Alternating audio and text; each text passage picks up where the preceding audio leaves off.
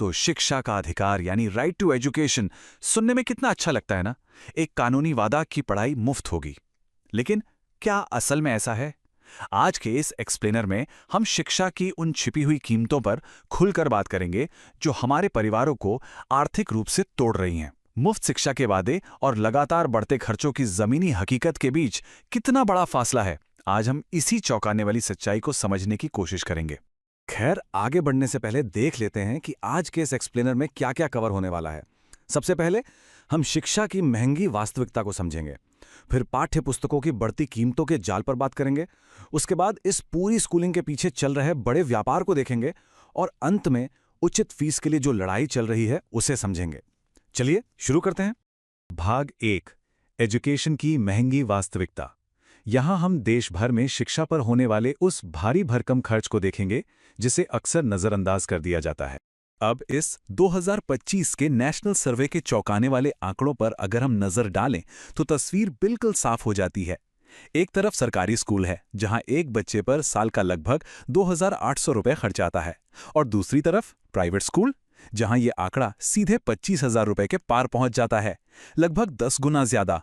और इसमें tuition fees से लेकर किताबें और स्टेशनरी तक सब कुछ शामिल है। यह साफ दिखाता है कि प्राइवेट शिक्षा का खर्च कितनी तेजी से बढ़ा है। अब इस भारी भरकम खर्च की तुलना हमारे कानूनी ढांचे से करते हैं। शिक्षा का अधिकार अधिनियम 6 से 14 वर्ष के बच्चों के लिए मुफ्त और अनिवार्य शिक्षा का अधिकार देता है, और सबसे जरूरी बात, इसमें किताबें और आवश्यक स्टडी मटेरियल भी शामिल हैं। कानून के अनुसार किसी भी तरह की छुपी हुई फीस नहीं होनी चाहिए, लेकिन जैसा कि अभी आंकड़ों में देखा, असल जिंदगी में ये कानूनी उम्मीद बिल्कुल टूटती हुई नजर आती है। और ये सबसे बड़ा सवाल है कि आखिर ये सारा खर्च उठाता कौन है? आंकड़े बहुत स्पष्ट हैं। भारत में शिक्षा का लगभग 95% खर्च सीधे परिवारों की अपनी जेब से जाता है। जी हां, 95%। केवल 5% हिस्सा ही स्कॉलरशिप या अन्य सरकारी स्रोतों से आता है। इसका सीधा मतलब यह है कि पूरा का पूरा आर्थिक बोझ माता पिता के कंधों पर है, जो परिवारों को एक भयानक आर्थिक दबाव में डाल रहा है। और यहीं से हम आते हैं अपने दूसरे भाग पर, the text book price trap. ये उन छिपी हुई लागतों का जाल है, जैसे कि महंगी किताबें, जो कम आय वाले परिवारों को बिल्कुल किनारे पर धकेल रही हैं। डेटा तो अपनी जगह है, लेकिन इसका मानवीय प्रभाव बहुत गहरा है। जब स्कूल भारी भरकम फीस और महंगी किताबों की लंबी लिस्ट थमा देते हैं, तो कम आय वाले परिवारों को बहुत कठिन विकल्प चुनने पड़ते हैं। रिपोर्टों से पता चलता है कि बोझ से दबे माता पिता अनिवार्य किताबों की सूची पूरी करने के लिए अपने भोजन और राशन जैसी बुनियादी जरूरतों में कटौती कर रहे हैं। कई बार तो फंड की कमी के कारण बच्चों की पढ़ाई ही बीच में छूट जाती है। दिल्ली में आर्थिक रूप से कमजोर वर्ग यानी ईडब्ल्यूएस परिवारों की जमीनी स्थिति इसका सबसे बड़ा उदाहरण है। सरकार उन्हें किताबों और यूनिफॉर्म के लिए 5,000 रुपए का स्टाइपेंड देती है, लेकिन कोर्ट में दायर एक याचिका से पता चलता है कि वास्तव में प्राइवेट पब्लिशर्स की किताबों का खर्च ही 10,000 से 12,000 रुपए तक आ जाता है। मतलब जो मदद मिल रही है वो अनिवार्य खर्चों का आधा भी कवर नहीं कर पाती। परिवार कर्ज में डूबने को मजबूर हो जाते हैं।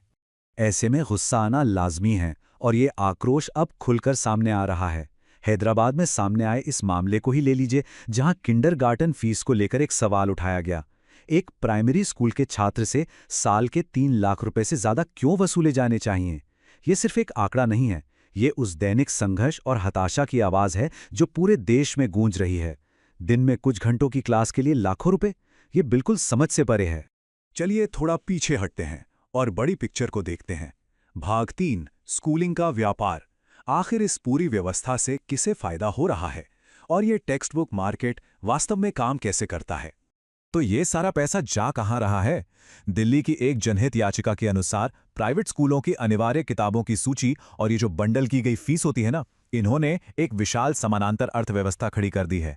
हम यहां सालाना 55,000 करोड़ रुपए से अधिक के मार्केट की बात कर रहे हैं। प्राइवेट पब्लिशर्स लगातार नए संस्करण निकालते रहते हैं, जिससे उनका मुनाफा तो बढ़ता है, लेकिन परिवारों की जेब पूरी तरह से खाली हो जाती है। अब इन कीमतों में अंतर देखिए। सरकारी एनसीईआरटी किताबों का सालाना खर्च मुश्किल से 700 रुपए आता है। इसके विपरीत कई प्राइवेट स्कूलों द्वारा जो प्राइवेट पब्लिशर्स की किताबें थोपी जाती हैं, उनका खर्च 10,000 रुपए पार कर जाता है। स्कूलों को सीबीएसई द्वारा एनसीईआरटी किताबों का उपयोग करने के स्पष्ट निर्देश हैं, फिर भी महंगे प्राइवेट विकल्प थोपे जाते हैं, जिससे परिवारों पर 10 से 15 गुना ज्यादा आर्थिक बोझ पड़ता है।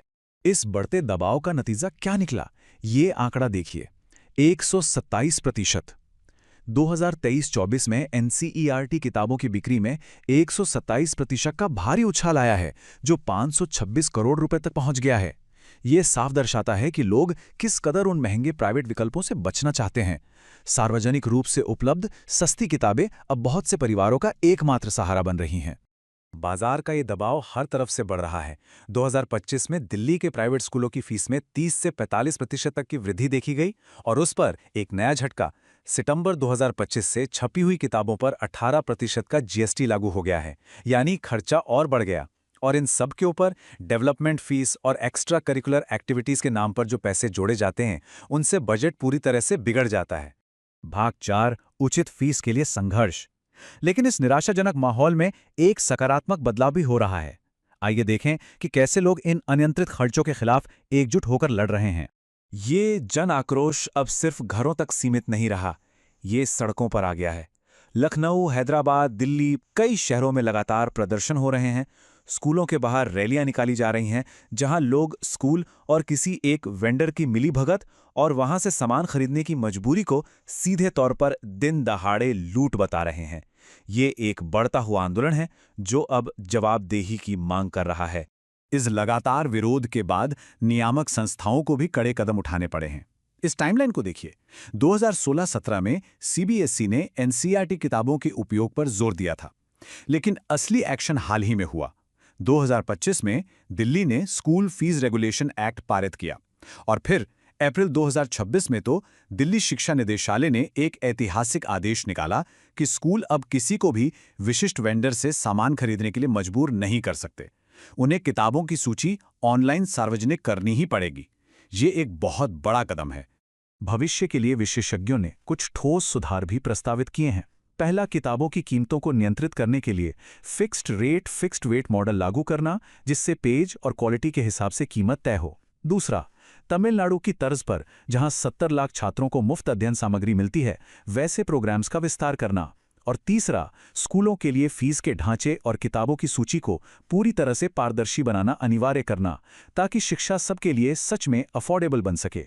तो चलिए आज के इस एक्सप्लेनर को एक बहुत ही जरूरी और विचारोत्तेजक सवाल के साथ खत्म करते हैं।